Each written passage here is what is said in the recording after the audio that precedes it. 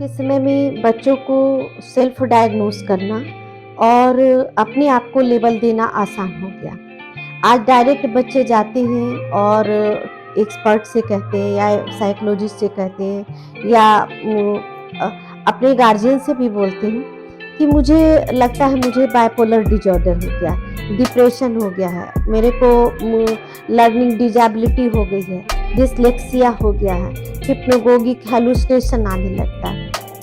तो आज बच्चे अपने आप को खुद डायग्नोस कर लेते हैं और खुद ही अपने आप को लेबल दे देते हैं और ये भी कहीं न कहीं एक बहुत बड़ी मानसिक बीमारी बनते चली जा रही है कि अगर बच्चे अपने आप को खुद ही डायग्नोस कर दे रहे हैं तो उनके सॉल्यूशन तक जाने का रास्ता वो खुद ब्लॉक कर देते हैं। यानी वो प्रॉब्लम को फोकस ना करके उसके सॉल्यूशन को फोकस ना करके उसको कैसे प्रोटेक्ट किया जाए और उस प्रोटेक्शन का वो पूरा बेनिफिट ले सके, इसके लिए वो पूरा प्रयास लगाते हैं। आज ये बिल्कुल कॉमन हो गया है। गूगल और नेट के युग में आज ऐसा बच्चे हर प्रॉब्लम को नेट में सर्च करते हैं। ठीक है, सर्च करना कोई गलत बात नहीं, एक्स्ट्रा नॉलेज रखना गलत बात नहीं, लेकिन जहाँ पे अपने आप को इम्प्रूव करने की बात आती है, अपने आप को सॉल्व करने की बात आती है,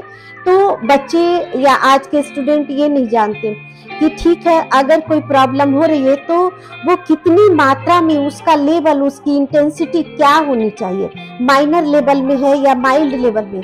बस सिम्टम मैच कर रहा है तो वो दो तीन सिम्टम्स मैच कर गए, यानी कि उनको कोई ना कोई बीमारी हो गई, कोई ना कोई प्रॉब्लम हो गए और वो डायरेक्ट उसको यूज कर रहे हैं या अपने आप को कैटेगराइज कर दिए कि मेरे को तो ये अगर इसके रूट तक जाने की कोशिश करेंगे तो बहुत सारे ऐसे सिम्टम्स या बहुत सारे ऐसे माइनर प्रॉब्लम उनमें निकल कर सामने आएगा, जैसे कि लैक ऑफ कंसंट्रेशन, प्रॉपर किसी टॉपिक पे काफी टाइम तक ध्यान न दे पाना या मेमोरी स्ट्रांग नहीं बनना। कोई भी चीज को वो चाहते हैं कि बहुत इजीली याद कर ले और जाके वो सारा कुछ एग्जाम में लिख ले, तो लैक ऑफ पेशेंस, धीरे धीरे लैक ऑफ इंटरेस्ट लेकर आती है। इसके साथ साथ उनमें रिवीजन या कोई भी चीज को रिकॉल करने की कैपेसिटी धीरे धीरे कम होते चली जा रही है। ओवरलोड मैसेज, क्योंकि वो बहुत ज्यादा आज के समय में लोग गूगल, नेट, रील्स देखते हैं और यूज करते हैं, तो उनका माइंड किसी भी मैसेज से ओवरलोड होते जा रहा है। फैमिली का प्रेशर, पीयर प्रेशर, फ्रेंड का प्रेशर, एकेडमिक प्रेशर, ये सब मिलाकर कहीं न कहीं बच्चे को डिस्ट्रैक्ट कर दे रहे हैं और वो उसको इम्प्रूव ना कर अपने आप को डायग्नोस करने में लगे।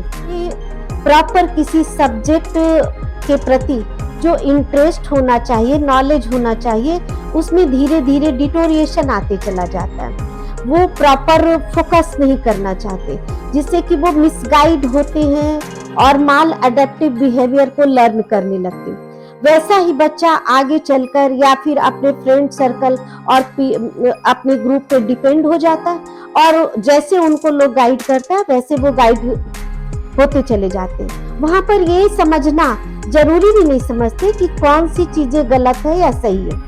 पहले ही वो अपने वीकनेस को समझना नहीं चाहते, जानना नहीं चाहते या उसको एक्सेप्ट नहीं करना चाहते और अपने आप को डायग्नोस करने के बाद तो वो पूरी तरह से अपने गोल से हट जाते हैं और फिर एक नए गोल की तरफ बढ़ते चले जाते हैं। इससे वो अपने बड़े ड्रीम क्या, वो एक छोटे यानी सेल्फ डिपेंडेंट होकर रहने लायक भी नहीं रह जाएंगे।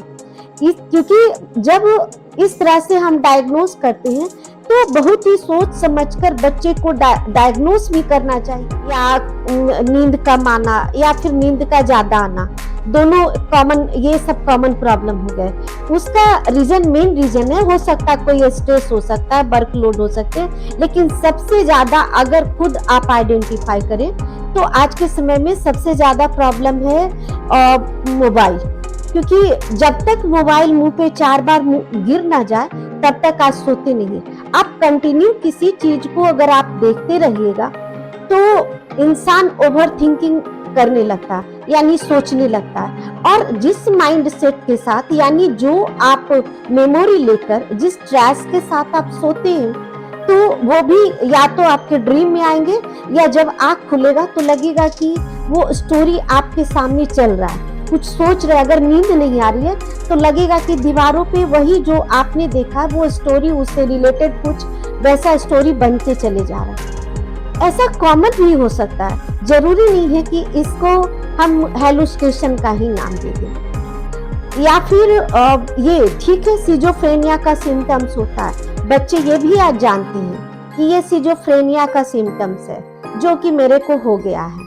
लेकिन जब आप उनसे इंक्वायरी करें कि तुम मोबाइल कितने देर देखते हो, कितना देर पढ़ाई को फोकस करते हो, कितना देर टीवी देखते हो, कितना देर तुम लोगों के साथ टाइम स्पेंड करते हो, तो जितना टाइम आज लोग मोबाइल के साथ स्पेंड करता है, उतना वो आज किसी भी पर्सन के साथ या कोई भी ऑथेंटिक चीजों के साथ टाइम स्पेंड नहीं करता। तो आप जिसके साथ ज्यादा टाइम स्पेंड करेंगे तो कुछ न कुछ सिम्टम्स उसके भी तो आएंगे।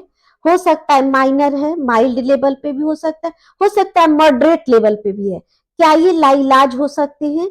नहीं, लाइलाज, ये सब प्रॉब्लम्स लाइलाज नहीं।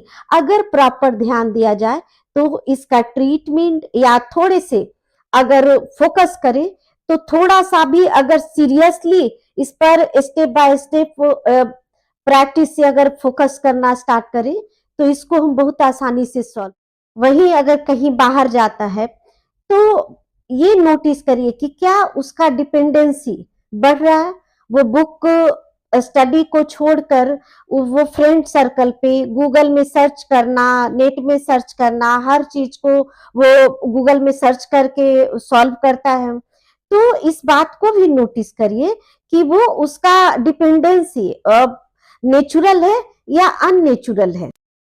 अगर आप ये सब नोटिस करते हैं तो तुरंत आप अलर्ट हो जाइए और रियलिटी को एक्सेप्ट कीजिए कि कहीं ना कहीं आपका बच्चा डिस्ट्रैक्ट होकर गलत चीजों में इन्वॉल्व हो रहा, और तुरंत आप उसके टीचर से मिले, उसके परफॉर्मेंस लेवल को चेक करें और उसे अवेयर कराएं। उसके यानी हर कोई बहुत ही इजी और जितना इजी से इजी रास्ता उन्हें मिल जाए, जो उनके हर समस्या का समाधान कर दे, उनको ज्यादा प्रेशर, ज्यादा स्ट्रेस, ज्यादा मेहनत ना करना पड़े।